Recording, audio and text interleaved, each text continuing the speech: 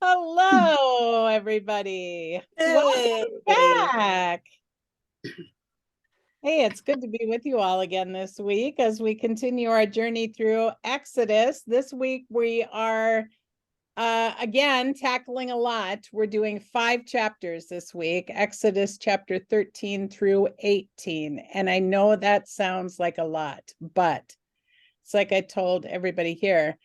There's a lot of words that are used to describe, a few kind of events and things that are happening. And I don't say that to minimize what's going on. I encourage you to read these chapters, but I think we can summarize in each chapter kind of what's going on with a minimal amount of words. So first off, just to kind of recap where we left off with the 10th and final plague, the death of the firstborn taking place, and then the Israelites left Egypt. And that's where we left off. So now we pick up where they have left Egypt and they are now in the wilderness. And starting with chapter 13 here, chapter 13 opens with kind of an interesting couple of verses, and it's really just 2 verses, I think, just 2. But God gives Moses a command that they should consecrate the firstborn. Both the firstborn humans and the firstborn animals are to be consecrated. So for the human beings, the firstborn human beings, they're to be dedicated in service to God.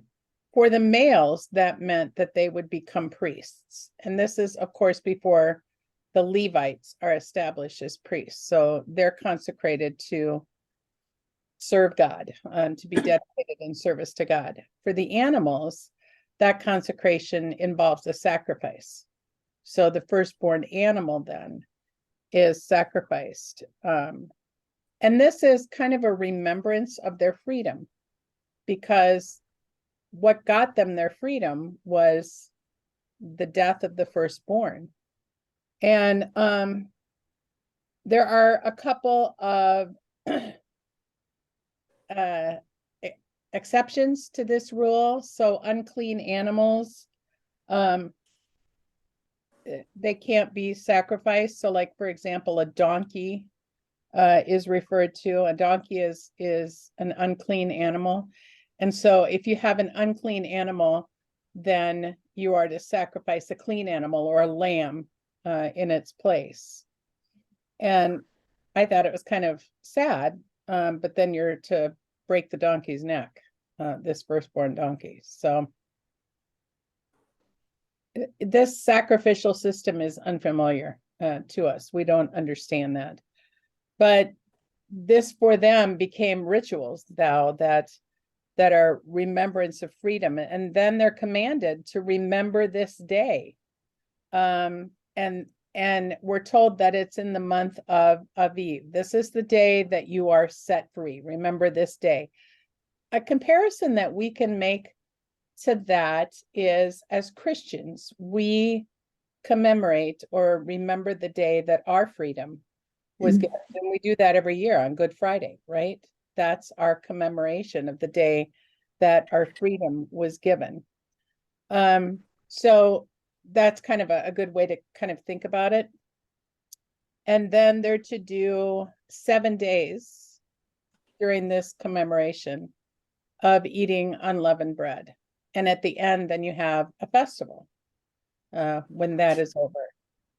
And then we're also kind of told then that these things are to be a sign for you on your hand and between your eyes. So what's the significance of that? Well, a sign on your hand would be, your hand is kind of your place that you perform tasks with, right? So it's a sign on the place where you work. And then between the eyes is seen as the place of kind of perception or observation or awareness. So kind of like where you work and where you think. These are the things, you know, that you're supposed to remember. So some of the Jews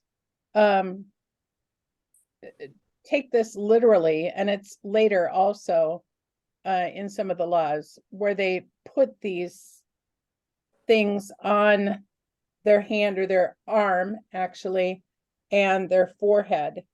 It's a verse, you know, remember my laws, bind them on your arm or your hand and on your head, write them there. And so very strict Orthodox or conservative Jews will wear what we call, they're either called phylacteries or tefillin.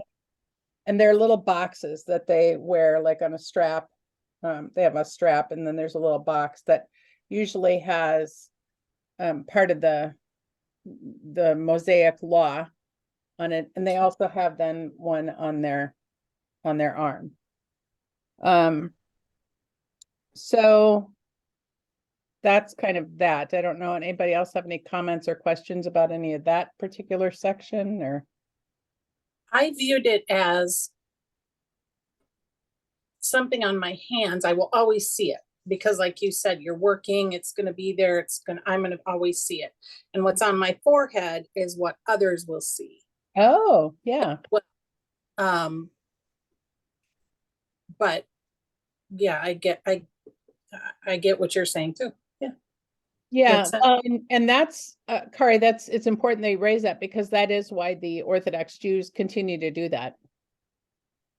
For just those reasons, so that they'll see it and so others will see it. It's an identification thing. A reminder for both parties. Yes. Yeah. Well, and then we move into where we're told kind of their travel route. So their travel route is not the shorter route. Go ahead. So what's up with yeast? Why are they so against the yeast?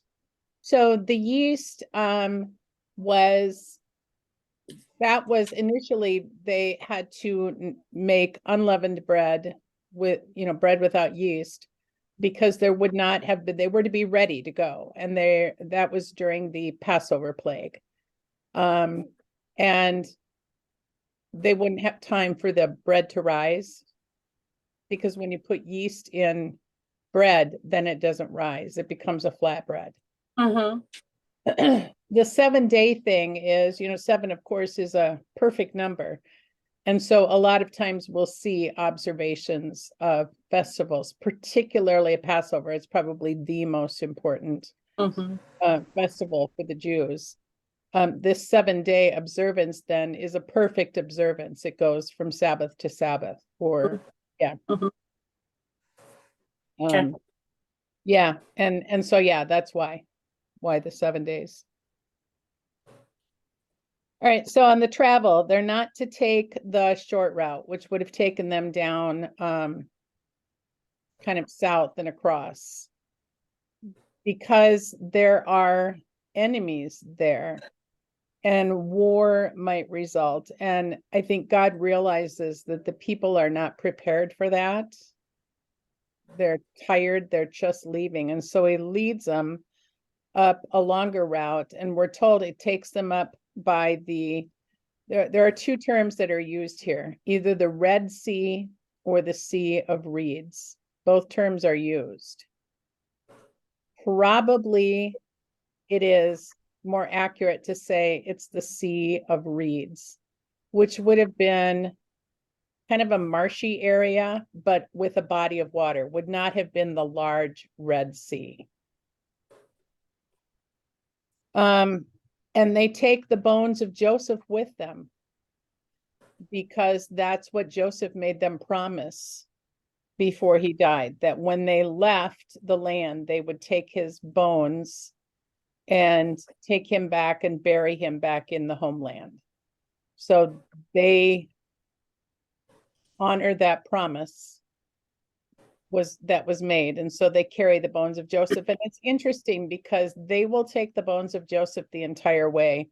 Joseph then finally is buried with his ancestors, back when they come into the promised land. It's kind of a bittersweet ending to Joseph's story here. Joseph, came being carried by slave traders, to be sold as a slave into Egypt. And now, after his story and everything, now he's being carried out of that land by former slaves, people who have been set free, and he's being carried home. So there's that kind of slavery bookend that we see here to Joseph's story. And we also hear that they're being led now, that God is leading them. The Lord goes before them. In daytime, he is in a pillar of cloud, obviously, so they can see it. And in the night, then he goes as a pillar of fire, so they can see him at night, because you wouldn't see a cloud at night. And so that gives them a sense of security, maybe, reassurance that God is with them. And then we're told one last time that God hardens Pharaoh's heart. And yeah, that's kind of chapter 13 in a nutshell. Olivia, you got anything out of your commentary on chapter 13? Any? Just a reminder that people think they crossed the Red Sea, like as today's modern Red Sea, but which is like 100 miles wide, but they're like up in the finger is what it says. Yeah. Modern day Gulf of Suez, because a lot of movies you see will be dramatic, like it's this long stretch of distance. Yep. It wasn't that long. Well, I mean, that's long enough, right? That there is water, and we'll get to that in chapter 14, is where they actually cross the sea, or the body of water. It's long enough that it's a miraculous thing that happens, and it's daunting. It's not something they would have been able to get across without God's help. So that said, then let's move into chapter 14, because chapter 14 then is the narrative of crossing the Red Sea, or the Sea of Reeds. And it cracks me up, because they haven't been out there that long and the complaints already start. Drama. Drama. They're complaining at Moses, of course, because now there's this large body of water in their way, and they're like, it would have been better if we would have died in Egypt, because how are we going to get across? And we get this beautiful then imagery of what God does for them. God, instead of leading them now, goes behind them and tells Moses to stretch out his staff over the water. And it takes all night for the water to be divided, which is an interesting detail. A lot of us, we've seen the movie, The 10 Commandments, and Moses does it and it happens. Woof, it takes like 2 minutes. Yeah. But that's not what it was. It took all night, and the wind blew from the east. Now, for those of us who live here in this area, and well, in most places, the wind very rarely comes from the east. Very rarely. Almost always comes from the west. So for the wind to come from the east is significant already. That's a not natural thing to have happen. And then they're told then to cross over. But I want to point out in verse 19, I got to get to my Bible here. I know it's down.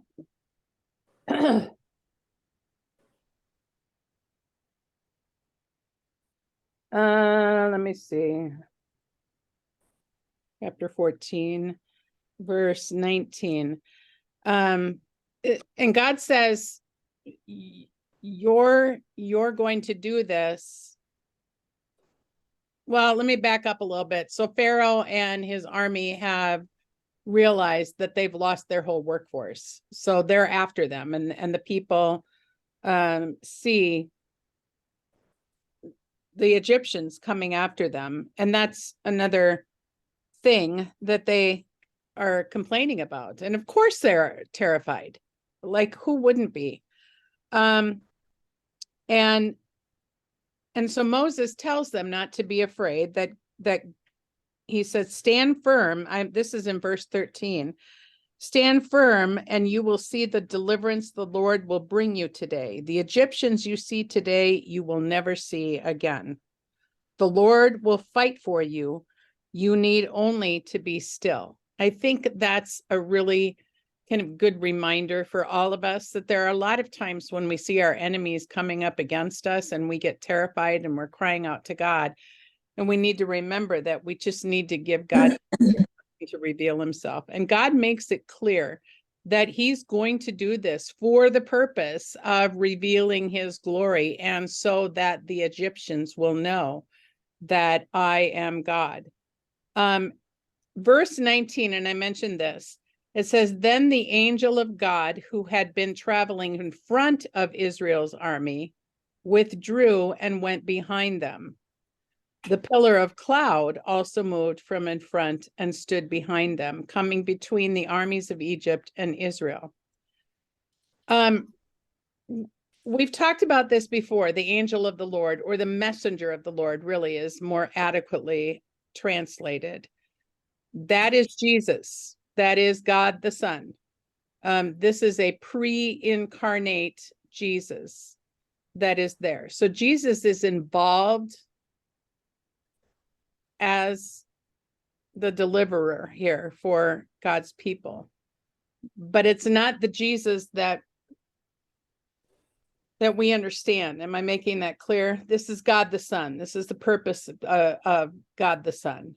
God the Son is the protector and deliverer for his people. And I think that's important. And I've said this before in other studies. Anytime you see that phrase, the angel of the Lord or the Lord's messenger, you can usually assume that that means God the Son. Not always, but in the majority of cases in the Old Testament, that's who it's referring to. And so then Moses stretches out his hand over the sea, and the Egyptians pursue them. The people cross over on dry land. And it's interesting, we're told they have a wall of water on the right and a wall of water on the left. And the Egyptians pursue them, but they are confounded by God. The Lord makes their wheels break and get stuck in the mud. The wheels of their chariots come off, and so they can't drive. And then it's significant here in verse 25. It says, the Egyptians said, let's get away from the Israelites. The Lord, and you see that word Lord in small caps, Yahweh, is fighting for them against Egypt. So they recognize what's happening here, that God's deliverance has happened, that Yahweh is fighting for them, and they're trying to get out of the way, get out of there. But they don't. They're all killed. Then the waters come back over them and they all perish. I think this is just a magnificent, amazing experience they must have had. I mean, we read it in all of like 7 or 8 sentences, you know, in the Bible. And when you think about what that must have been like. Yeah. Yeah. And then read a few chapters or a few verses later about how they're complaining again. I'm like, what? did you forget where what you just walked through? But I mean, It's not really. human, it's Yeah. human nature, right? Yeah. What? Yeah. So Say there's a lot of symbolism here that we see prior to this event. We see a lot of symbolism kind of reminding us of things that have happened prior to this event, and we see symbolism to kind of look into the future. Mhm. We think of creation when God separates things. He separates the water from the dry land in the creation, and of course the flood during Noah's time. You see also there that the wind comes up. If you go back and read in Genesis the account of the Mhm. flood, you'll see that the wind comes up and dries things out. It's also significant here that we see the people who earlier had suffered at a genocide that took place because of water. Remember when the Pharaoh tells them to throw all the baby boys into the Nile? And now, they were being murdered in water, and now they're being delivered through water. And then also, this prefigures baptism. Baptism then is our deliverance from our bondage to sin. We are saved through water. And Peter refers to that in his first letter, chapter 3, I think, when he is kind of talking about how Christ died once for all. And he says, just as in the days of Noah, people were saved in the water, he says, baptism now saves you. And that is also then kind of looking forward here. So we see all of these connecting of the dots from the very dawn of creation through the flood and what happened, how Moses was saved from the water and everything, and then that'll go all the way through the New Testament. So that's essentially chapter 14. Comments or thoughts in addition to that? Questions? My commentary does talk about for chapter 4, how not that it really matters, but how scientific researchers proved that a natural phenomenon such as the Red Sea parting at that location could occur. Yeah, it's like that TV show we were watching, Olivia.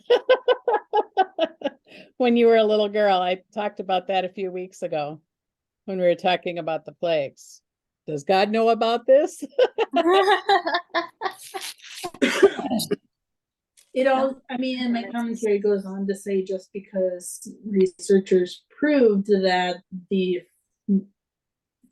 supernatural phenomenon, as what they say, is possible, it doesn't mean that God doesn't take natural phenomena that occur and use it for his work. Because they went into depth and explained if the wind blew the direction it did for 10 hours, there's a whole explanation and of how it could collapse suddenly too. Right. So right. And I think it's really interesting, but yeah, it is. And it's interesting to look at some of those things. You're right. God can use natural phenomena and everything, but I think we also should not discount the fact that God controlled this. I mean, so a lot of people can call it a natural phenomena, but the very definition of the word phenomena means that it's not typical, right? It's unusual. And can we look and see the hand of God behind that and not say, oh, it was just a fluke?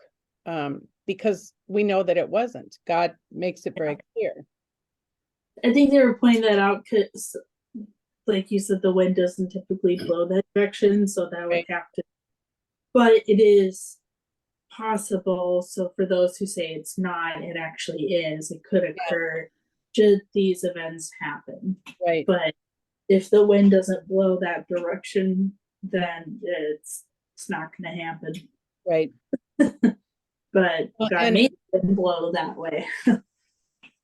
And the difference we have here is that the Israelites go through on dry land. We're told that they walk through on dry land.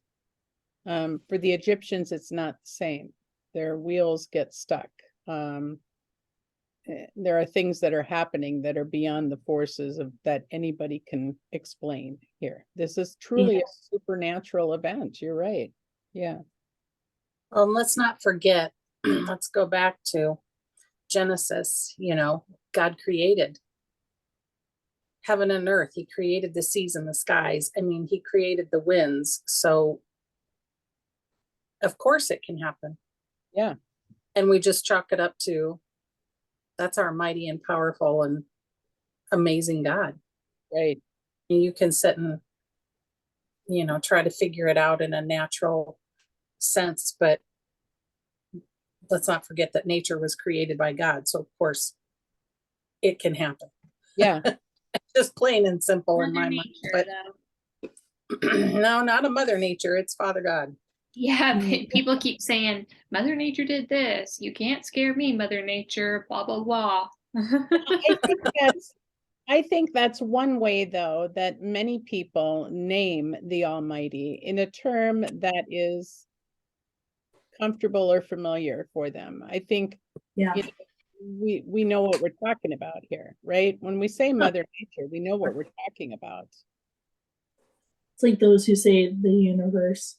Yeah, They mean the same thing, Yeah. honestly.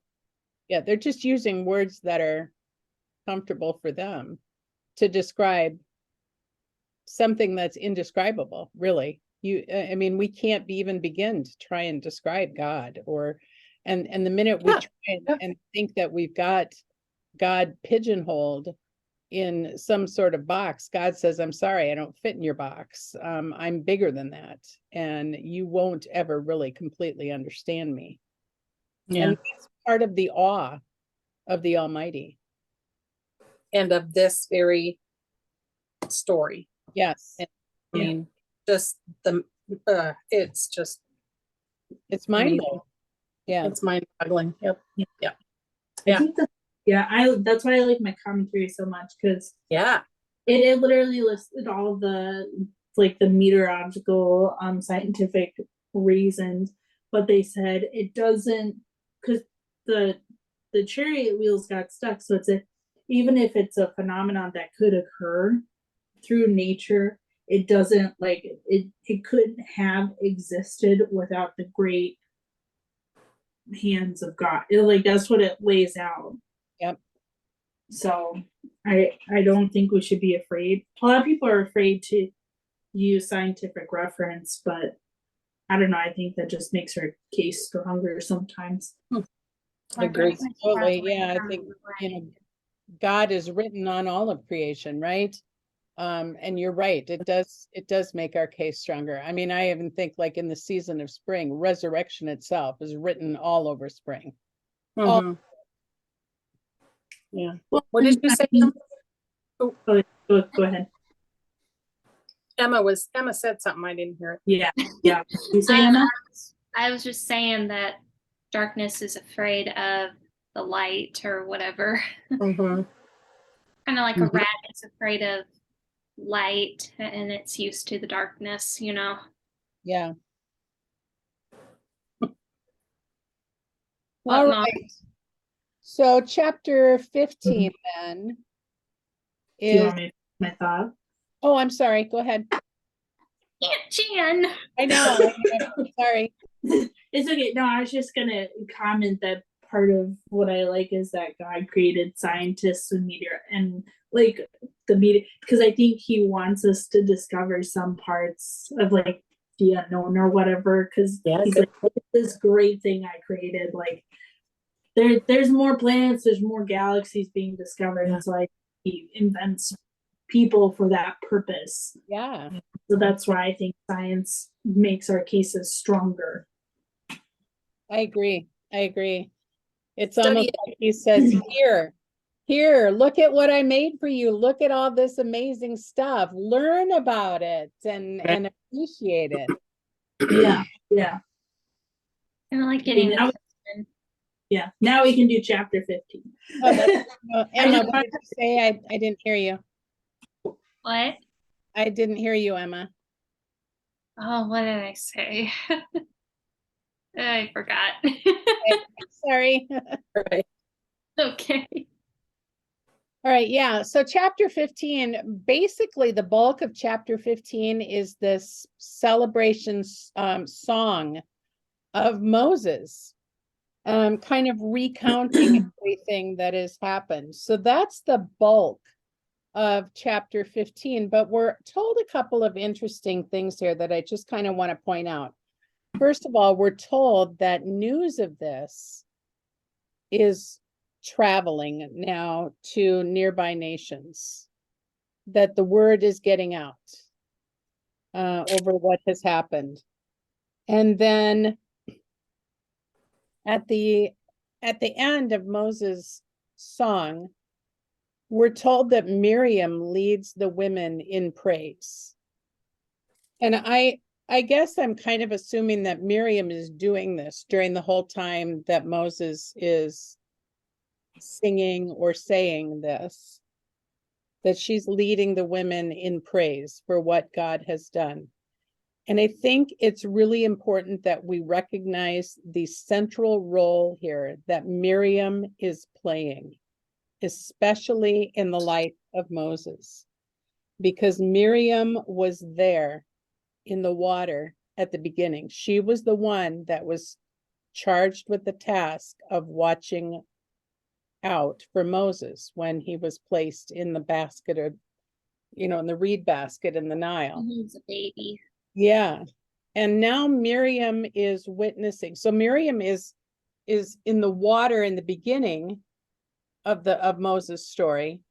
And now she's in the water again at the culmination of this amazing event. And she's the one who is leading the women in praise and song and dancing. And I think it's important that we recognize what a central role she has. So far, we've focused on Moses and Aaron, but Miriam is a very important figure in this. She's part of this kind of triad, Moses, Miriam, and Aaron. And we'll see her again later. But I just want to point that out, that that Miriam is important in all of this as well. And then go ahead. I was like, I have 2 notes. Yeah, go. Just the first thing, because I'm just kind of scrolling through because I've been sick. So my commentary mentioned that God purposely made Moses like do the motion with like the rod in his hand and stuff, so that people would see that he has been chosen by God. Thus, that's why there's a song about him. And second, I don't know about your translation, but my Bible calls Miriam the prophetess of the Lord. Yeah. Okay. Mine too. I thought that was important because she's not just Miriam, they named Right. her prophetess, which Moses is a prophet, so they're saying she's equivalent, which I think is really important because you don't see that a lot about women in the Bible. Exactly. Being in like high statue. You know what I'm saying? Like women, women don't have a lot of importance in the Bible, and so she must be super important to be called a prophetess. Emma. It also says in here in my Bible that she was also a gifted poet and magician. Oh, magician. That's really interesting. Yeah. Well, think about it. They had those, what do you call those? They're kind of like a little drum, but they have those silver round things. Tambourine. Tambourine. Yeah. Oh, you mean musician? Musician, not magician. I heard magician. Now magician. Yeah. Abracadabra. Musician, that's a really interesting description of it. But yes, musician. Yeah. Open your ears, Olivia. Wow. All right, so after all of that, then the complaining begins again. Well, obviously. Do they have to Yeah. complain 1,000 times, maybe? Well, so they go to this place and the water is bitter. They can't drink the water. And so they start complaining again. We're going to die of thirst out here. Never mind that God is Boil. through a body of water on dry land. We're going to die of thirst. So then God tells Moses to take this branch and throw it into the water, and that sweetens the water. And Come on, Olivia. so they can I'm drink. laughing because I'm just imagining God to be like, boil it.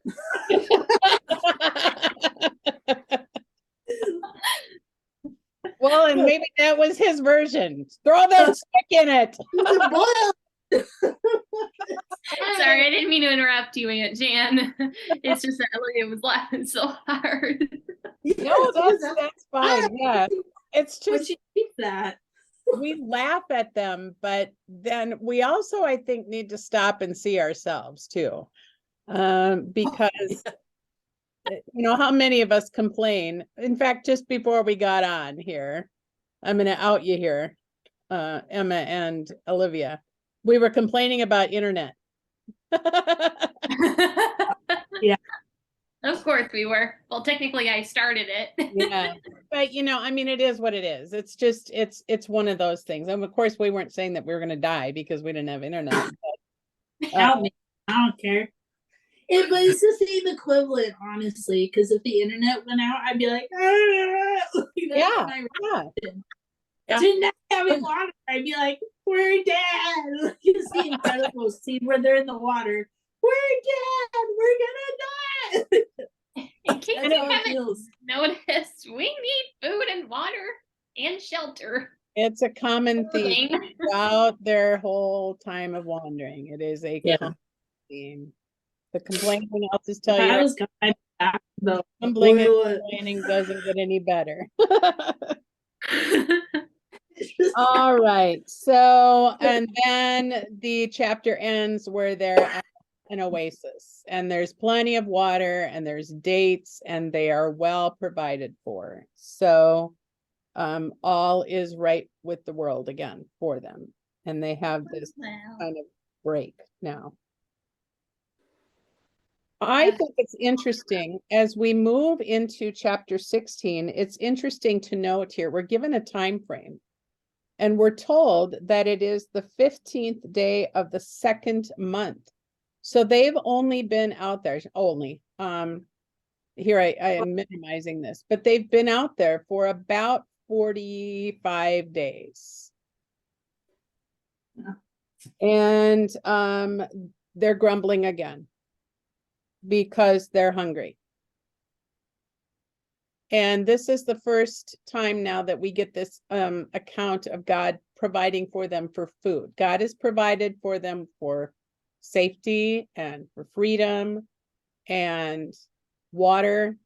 And now God is going to provide food. And he provides food in the form of something that really we can't describe. In fact, the word for it actually comes from the Hebrew for what is it, and that is manna. It's this substance that God provides that comes every morning. It's there on the ground. It's a white, flaky substance. And it's bread from heaven, essentially. And they're told to eat that. They're to gather, what is it, an omer per family or per household. An omer is about 3 pounds or roughly 2 quarts. Oh, To gather the manna in the morning. And there are restrictions here. You can't keep it overnight. You have to eat it all that you gather. And then God also sends quail in the evening. So they have bread and meat. They're given both. But there are some people who don't follow the rules big surprise. And they try and keep the manna overnight. And the next morning they wake up and the manna is stinky and wormy. Gross. And, it's just one of those things. It's like, so how many of us don't follow the rules and we find out that things aren't like we thought they would be, right? I think that's all of us. Yeah, unfortunately. And then there are rules as far as what they're to do on the Sabbath. And this is kind of one of the first times now that we see God really kind of starting to lay out some boundaries for Sabbath. That Sabbath is a day of rest, a day to be set aside for the Lord. And so you can gather double on the day before the Sabbath.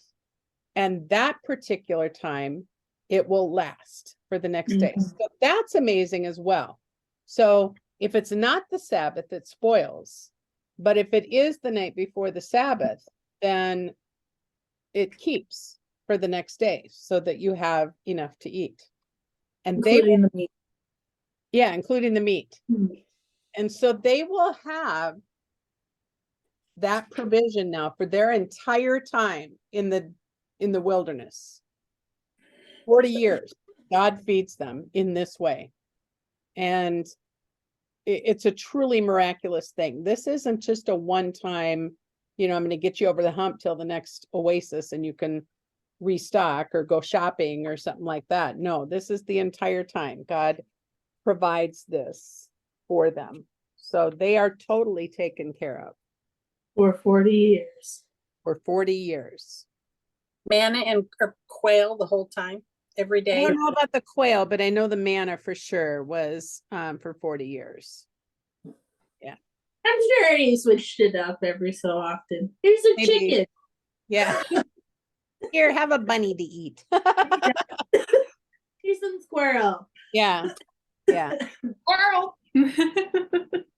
All right. So that's really chapter 16. So any other comments or things on that? Okay. So now we move to chapter 17. And they're grumbling again because there's no water. And so But that's most because I they think, switched places. huh? Clarify. You gotta clarify they switched places. They moved. Oh yeah, they did. Yep, they go to, what's the name of the place here? Rephidim. That's- In. I took a shot.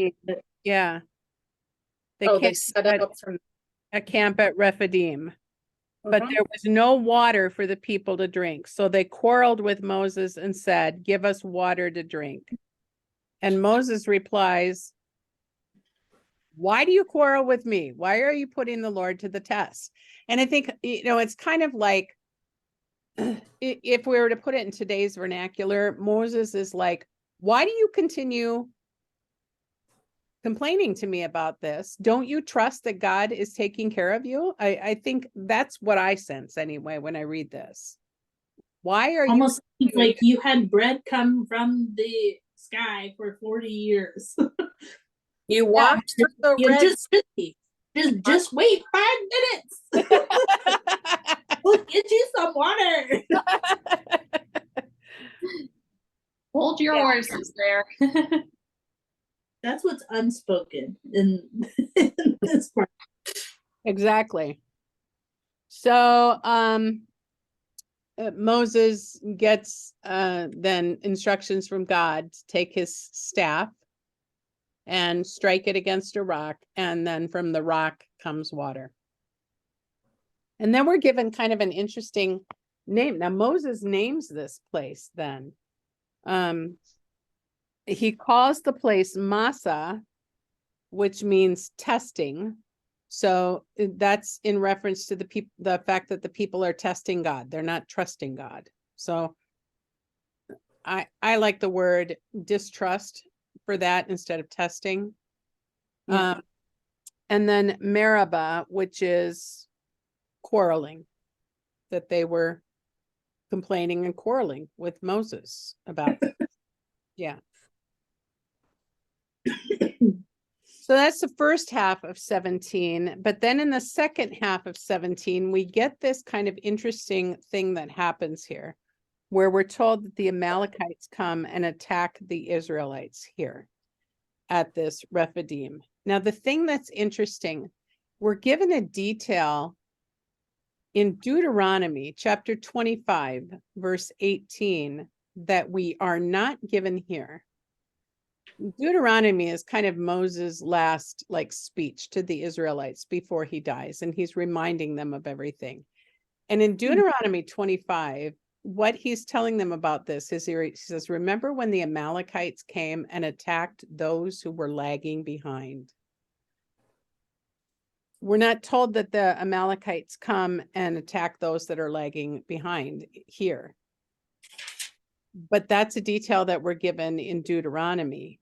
So what we can assume here is that probably there were people who were slower, maybe the older people, or maybe some who were, didn't move as fast. So the attack here from the Amalekites is a sneak attack.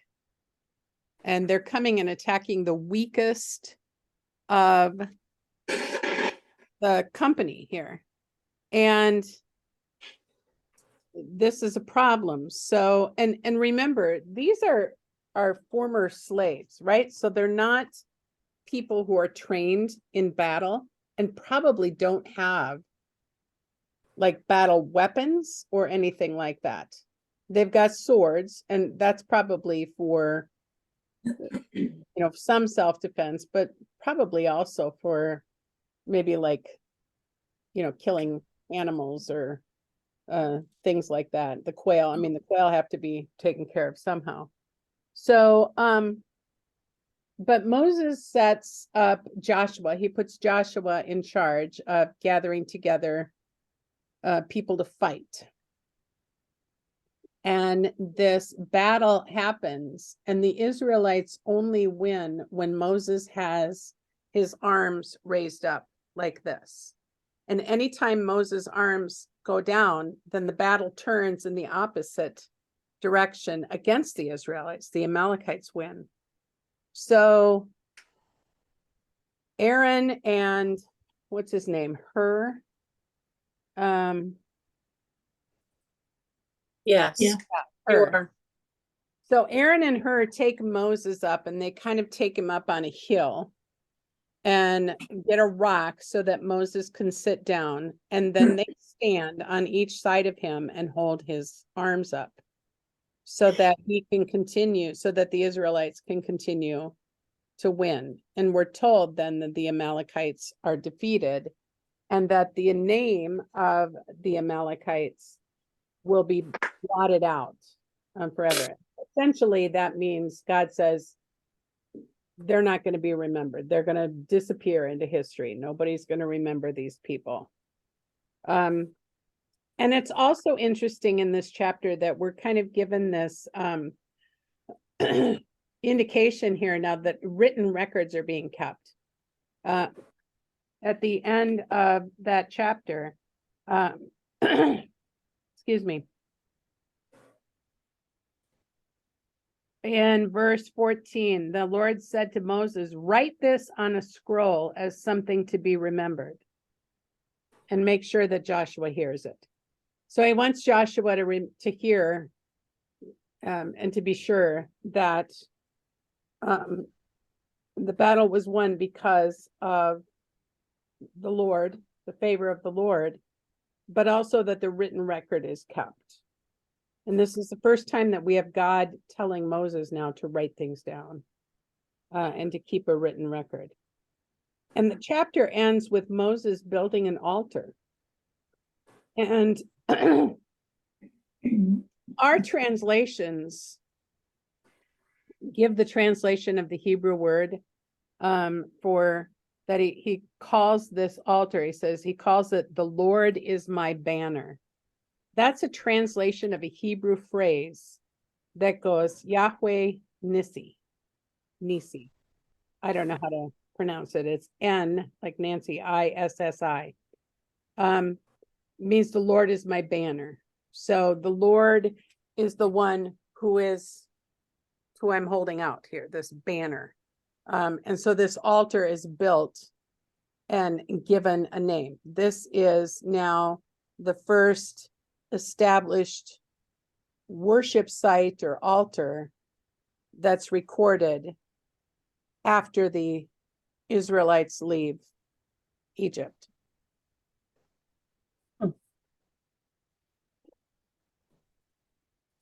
Any other comments on or questions on that chapter? The Amalekites are from Esau. Yes. Yeah. Esau is the brother of, Jacob. Oh, I know this. yeah. I was like, ah, Emma Right. said it. Say it again, Emma. Jacob, Israel. Yep. yeah. Yeah. Esau is his twin brother. And remember, Esau had married women, Canaanite women. Mhm. All right. Was not Gonna- supposed to. Yeah, exactly. Winding up now with chapter 18, we have Jethro, Moses' father-in-law, who comes to visit. And it's interesting because Jethro's heard, like I said earlier, word was getting out. So Jethro has heard what's going on. And it's almost like you see that Jethro now is becoming a true kind of a convert to what Moses is doing. We're told that Moses sent away his wife and his sons. It's not that he like divorces her and sends her off. I think what happened was he sent her and the children away so that they would be protected and Yeah. not have to be around. So Jethro visits and he brings along Moses' wife and his two sons, and we're told the names of the sons. One is Gershom, who was born when he was a journeyer, a sojourner. And the other one is Eleazar, whose name means God is my helper. And so Jethro comes now. So there's this time of war, and now Jethro comes, and there's this time of peace. Jethro represents a clan that is part of the Midianites. This clan is the Kenite clan, and was a clan that was always in good standing and in good relationship with the Israelites. There are some Midianites who were not in a good relationship. Jethro's not one of those. And so then what happens is that Moses and Jethro and several of the like leaders go into the tent. Moses recounts everything that has happened, and Jethro is amazed at all that has gone on. And then Jethro, it's apparent that he's kind of observing how things are happening here, watching his son-in-law. I can't help but think that he's probably amazed at what Moses has become, right? I can imagine. Yeah, I mean, when Jethro first met Moses, it was when he was escaping from Egypt because he had murdered that Egyptian, and he marries his daughter and becomes a shepherd. He's tending Jethro's flocks, and now he's this mighty leader and deliverer. And we're told that Moses is spending a lot of time judging disputes, settling disputes between people. And so Jethro gives him some kind of fatherly advice.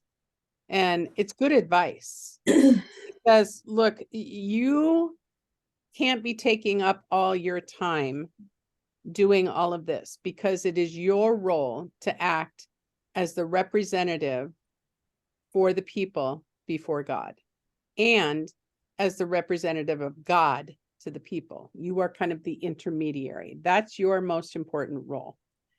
So appoint some leaders to settle these disputes. And we're told that Moses consults God, and that plan is approved. And that's how they handle things then. The things that are big, that are too big for these appointed officials to handle then get brought to Moses, but it cuts down his workload a lot. And so you can kind of see that Jethro now really is very supportive of what Moses is doing, and even becomes involved in so far as to start giving Moses some advice on how to best handle this situation. And that's really all of chapter 18 is that kind of conversation and stuff, and then Jethro leaves. Jethro returns to his own country, is how the chapter ends. All right, I went through that very quickly. Thoughts or comments or questions? Nobody can do everything on their own. Yeah, exactly. Good point. Very good point. Moses did not have to do all of it. It was okay for him to turn over some of his responsibility and remember what his primary calling was. Mhm. All right. It's been an amazing journey for the Israelites so far. Things are going to get more interesting now as they arrive at Sinai, which is where we'll be next week. So we all know what happens there. All right, let's pray. Gracious God, we thank you for your amazing, awesome, wondrous power and strength and creation. All of the things that you've made for us to learn about and to discover, so that we continue to just come to some sort of realization on how overwhelming you are. We thank you for experiences like these that are written down for us to read and once again just marvel at. Even in the face of complaining and grumbling, you continue to love and care for us. We ask that you bless us and be with us now as we go our separate ways. Give us opportunities each day, Lord, to share your love with others, and give us the words and deeds that we need when we are confronted with those situations. We pray this in Jesus' holy and precious name. Amen. Amen. All right. Well, thank you for joining us, everybody. It was good to be with you again this week, and we'll see you again next week. Yay. Bye-bye. Bye.